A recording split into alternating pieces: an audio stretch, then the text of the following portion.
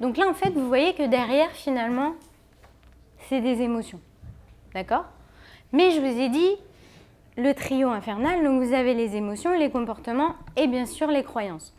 Alors les pensées, les croyances, avec ces peurs-là, eh bien, ça on les connaît. Hein. C'est je suis pas à la hauteur, je vais pas y arriver, je suis nulle, je suis bête, je suis conne, je suis pas intelligente. Qu'est-ce qu'il y en a? En fait, énormément de croyances de dévalorisation, de comparaison. Des trucs vraiment pas très sympas avec vous-même en fait. Voilà. Et les comportements en réaction, et ben là ça peut donner un peu plein de choses, mais donc soit par rapport à la place par exemple, donc soit quelqu'un qui va être transparent, qui ne va pas du tout prendre sa place, soit quelqu'un qui prend trop de place. Ça peut être aussi et ben, en fait en comportement, et ben, vous allez douter. Alors, pour toutes les personnes où il y aura de la culpabilité, il y a de l'auto-sabotage. Oui. Parce qu'avec la culpabilité, en fait, vous avez, donc je vais les marquer, les croyances qui sont avec l'auto-sabotage, c'est « je ne mérite pas de ». Et là, je vous laisse compléter. Je ne mérite pas d'être heureuse, heureuse. Je ne mérite pas le bonheur, je ne mérite pas d'être en couple, je ne mérite pas d'avoir d'enfants, je ne mérite pas, ou j'ai pas le droit, ça marche aussi. Hein. J'ai pas le droit, je ne mérite pas. Tout ce qui est ça, c'est qu'il y a de la culpabilité. Hein. Donc là, du coup, en comportement réactionnel, eh ben, ça va être l'auto-sabotage. L'auto-sabotage, c'est pas forcément facile de se rendre compte sur le moment, mais souvent on s'en rend compte après, c'est que là, on s'est dit, bon, là, il y a un truc quand même, voilà. Si, je ne prends pas d'exemple précis, mais un exemple précis, par exemple. Et ben, par exemple, pour quelqu'un qui a un manque de confiance en soi dans un domaine amoureux, mettons, il va rencontrer la personne parfaite. Tout va aller bien. Et quand il sent que c'est trop parfait, il crée le conflit, ou alors il va boire ailleurs, ou alors, enfin bref, il va faire en sorte que son couple s'arrête quoi, ne tienne pas la route. L'auto-sabotage peut être très fort, hein, donc ça peut faire même au départ de la relation. Hein, il sent tout de suite que, oh là là, ça va être trop beau, trop de bonheur, oh là là. D'accord? Alors, comment et quand est-ce que se met en place ce trio infernal? Eh bien, vous allez tomber des nues ce soir. Parce que tout ça s'installe avant l'âge de 2 ans. Ouais. Donc, autant de vous dire que ça fait un sacré moment que vous n'avez pas confiance en vous. Je vous explique. Voilà une ligne du temps. Vous êtes adulte. Là, ouais. On va mettre votre naissance, votre petit enfant. Et là, voici un petit embryon. Voilà. Et mettons que vous ayez un événement, et mettons qui se passe, on va dire, là.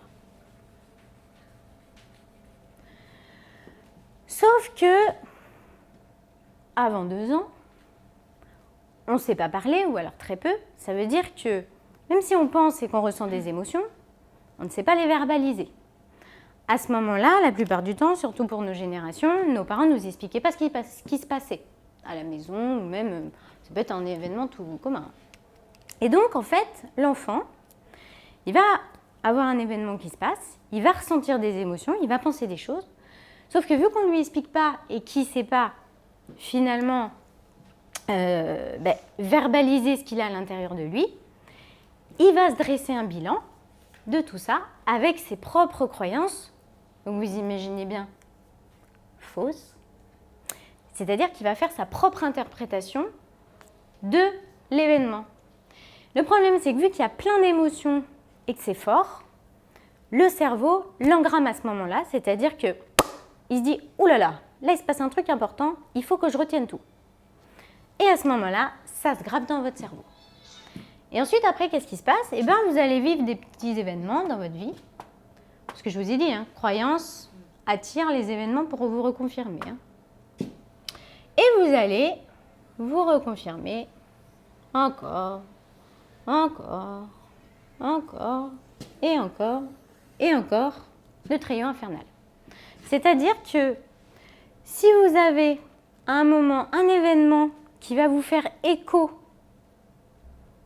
avec la croyance, avec une émotion, quelque chose qui ressemble à l'événement du départ, ça renforce le circuit. Sauf que vous voyez, ça, c'est l'intensité. Plus vous avancez dans le temps, plus c'est fort. Voilà. Alors en plus, je me suis trompée. Je vous refais ça bien.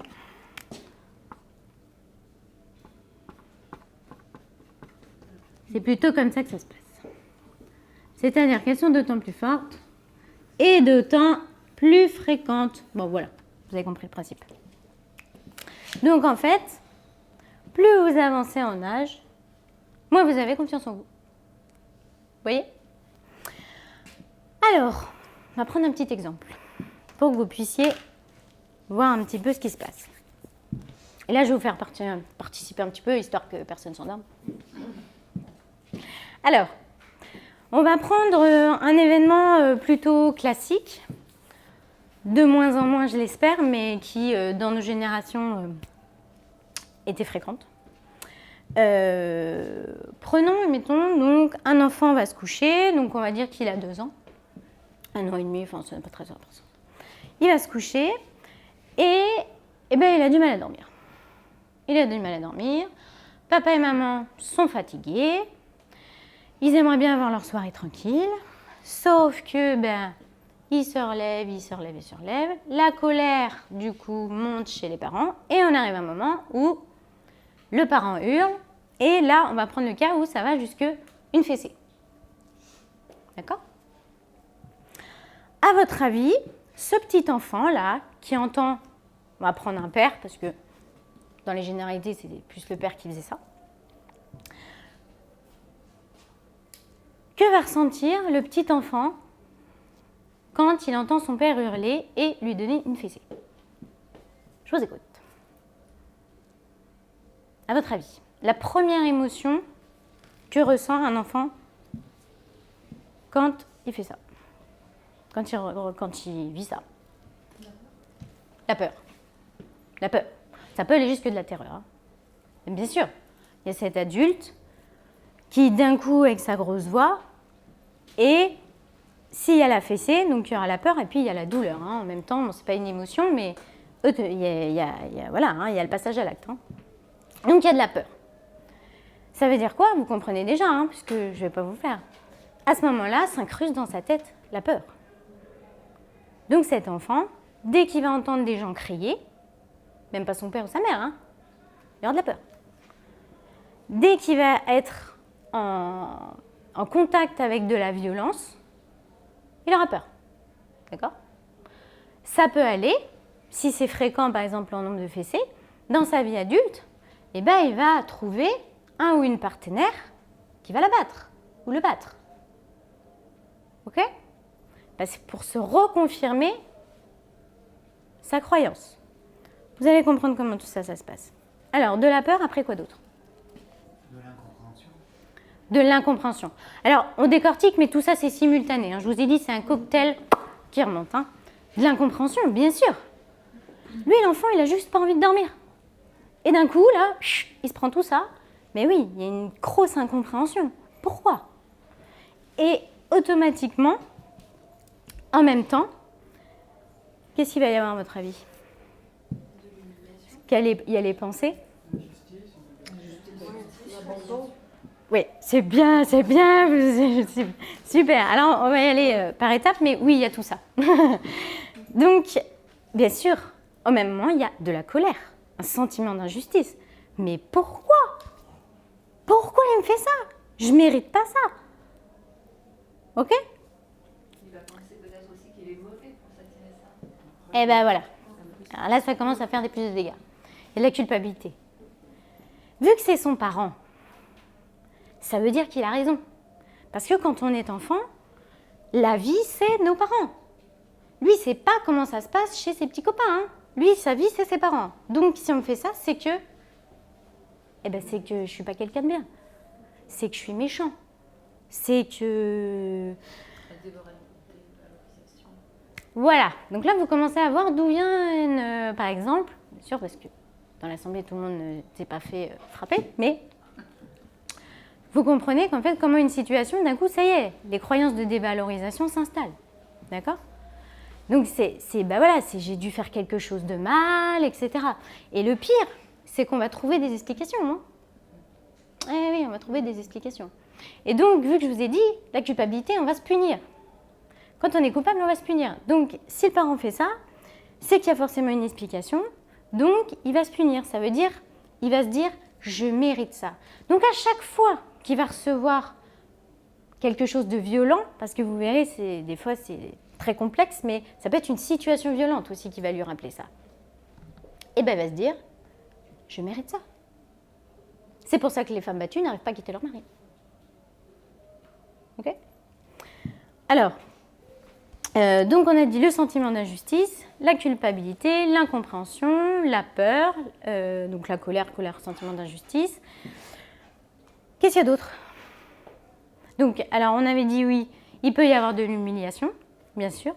Alors, l'humiliation, souvent, c'est quand il y a un décor. Si c'est tout seul dans sa chambre avec le papa, il n'y aura pas forcément un sentiment d'humiliation. Par contre, si c'est en sortant de l'école devant tout le monde, là oui, il y en aura. Oui, bien sûr. Ou devant la famille, même ses frères et sœurs. Hein. Une famille, 2-3 frères et sœurs, en plein milieu du repas, le père il baisse les culottes. Là, il y a de l'humiliation, c'est sûr. L'humiliation, grosse dévalorisation. Hein. Grosse colère. Ça peut aller jusque de la haine contre le parent. Hein. Donc après, vous comprenez les crises d'ado. Hein. Ah bah oui. Hein. Cherchez pas. Hein. Alors. Papa n'aime pas aussi. Papa n'aime pas aussi. Oui. Ben, de la tristesse. Si papa il fait ça, et que je mérite ça, et que je suis pas quelqu'un de bien, et qu'il me fait ça, ben c'est qu'il m'aime pas. Je ne mérite pas d'être aimée. Nous voilà la croyance. Eh ouais. Il y a un truc qui tombe là, vous sentez là? Eh ouais, c'est ça qui se dit. Ouais. Bien sûr. Donc, vous commencez un petit peu à comprendre, voilà, ce qui se passe.